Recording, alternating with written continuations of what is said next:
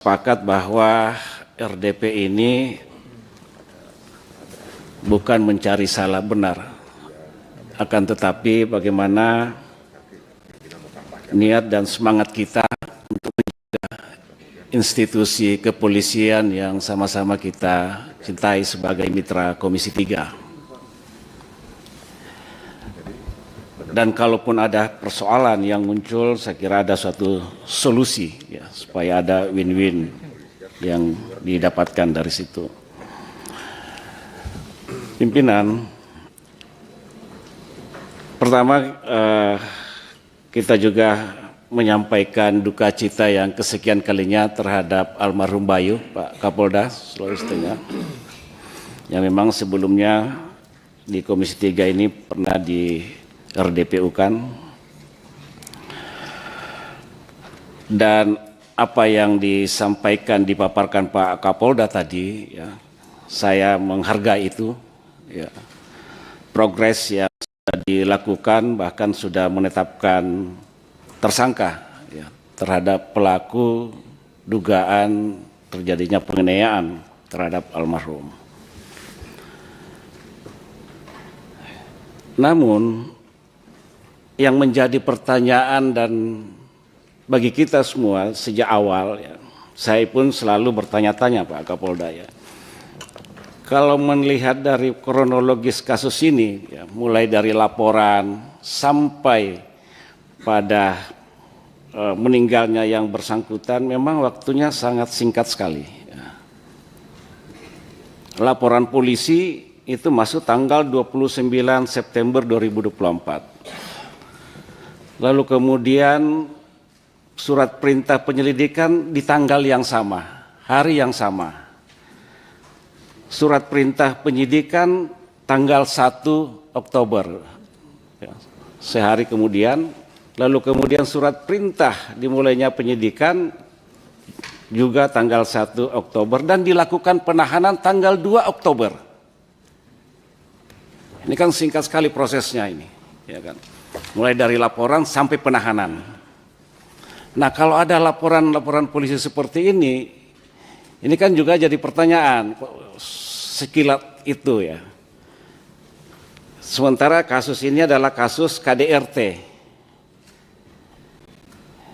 Dalam berbagai kasus KDRT biasanya itu dilakukan upaya restoratif justice.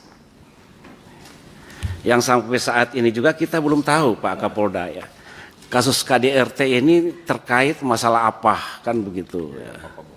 Apakah pemukul ya seperti kata Pak Nasir, pemukulan, ataukah ada ancaman terhadap nyawa yang bersangkutan dan sebagainya, itu kan juga harus dijelaskan kepada publik kan begitu. Sehingga kita juga masih bertanya-tanya, ini ya, laporan polisi sampai dilakukan penahanan, bahkan meninggalnya korban pun tidak membutuhkan waktu yang sangat singkat kan begitu. Sehingga ada dugaan Pak Kapolda, ada persepsi yang muncul. Ini kalau tidak ada orang dalam, katakanlah seperti itu ya. Kalau tidak ada orang dalam dengan pihak pelapor, tidak mungkin kasus ini akan sesingkat itu untuk diproses, bahkan terjadi penganiayaan pun terhadap korban ini sampai dia meninggal kan begitu. Jadi itu ya ini perlu diungkap Pak Kapolda. Kalau memang semangat kita, niat kita bahwa equality before the law itu kita kedepankan. Semua orang harus sama di hadapan hukum tanpa kecuali, siapapun itu. Jadi jangan lalu kemudian hanya ada satu orang yang dadernya, pelakunya, tapi intelektual dadernya siapa? Ini kan perlu diungkap. Ada hubungan apa dengan pelapor dengan oknum yang ada di situ kan begitu. Itu kan perlu diungkap. Jadi kita buka seluas-luasnya ini. Jangan hanya fokus pada kejadian, tapi apa motifnya? Ini perlu diungkap. Motifnya apa sehingga terjadi pemukulan yang mengakibatkan yang bersangkutan meninggal dunia. Jadi jangan hanya melihat case dalam ruang sempit. Ketika kita memang harus membongkar kasus ini supaya semua pihak yang mengambil bagian dalam kasus ini ya, harus mendapatkan perlakuan yang sama dan perbuatannya harus dipertanggungjawabkan di hadapan hukum. Itu satu ya Pak Kapolda, ya saya jadi betul-betul harus dibuka seluas-luasnya kasus ini supaya semua pihak juga mendapatkan informasi yang benar ya terhadap penanganan kasus ini. Karena kita sangat prihatin ya. Lalu kemudian yang kedua Pak Kapolda, tadi dijelaskan sudah dilakukan ekshumasi terhadap jenazah korban ya. Ini juga perlu dijelaskan ya hasilnya. Ya. Kalau kemarin pada saat waran bahwa sebenarnya tidak ada tanda luka-luka dan sebagainya, tapi tadi dijelaskan bahwa ada patah ya, dirusuk dan sebagainya. Itu kan berarti ada satu tindakan kekerasan yang mengakibatkan yang bersangkutan meninggal. Jadi ada kontradiktif antara penjelasan awal dengan yang sekarang.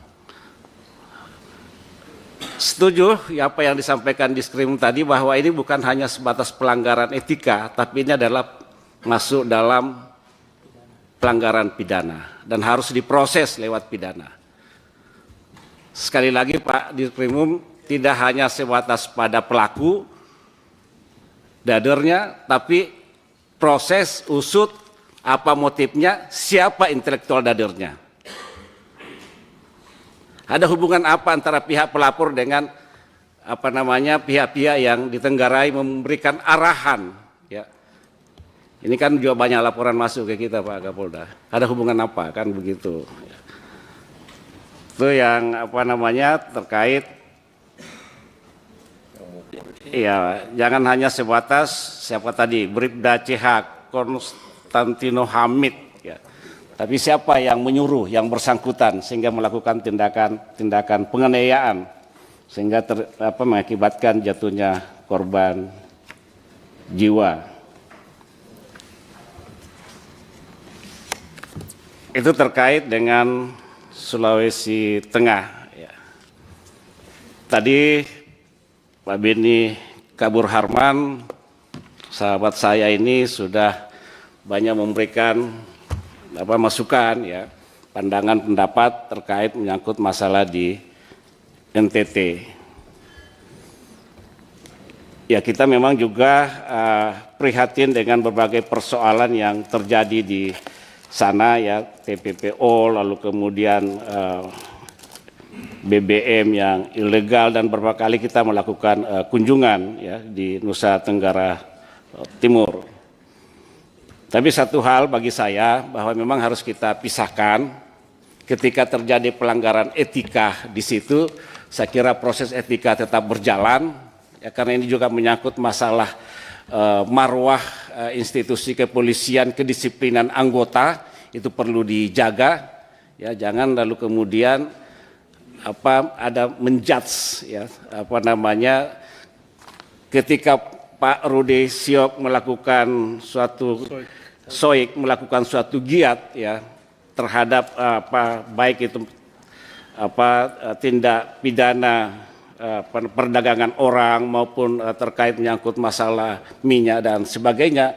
Saya kira sebagai tugas anggota kepolisian ada di situ, tapi ketika ada anggota melakukan pelanggaran etika, saya kira juga ada ranah tersendiri untuk dilakukan suatu proses. Kita tinggal melihat tingkat pelanggarannya di situ Pak Kapolda. Saya kira ini Pak Kapolda, pimpinan yang saya sampaikan. Terima kasih. Assalamualaikum warahmatullahi wabarakatuh.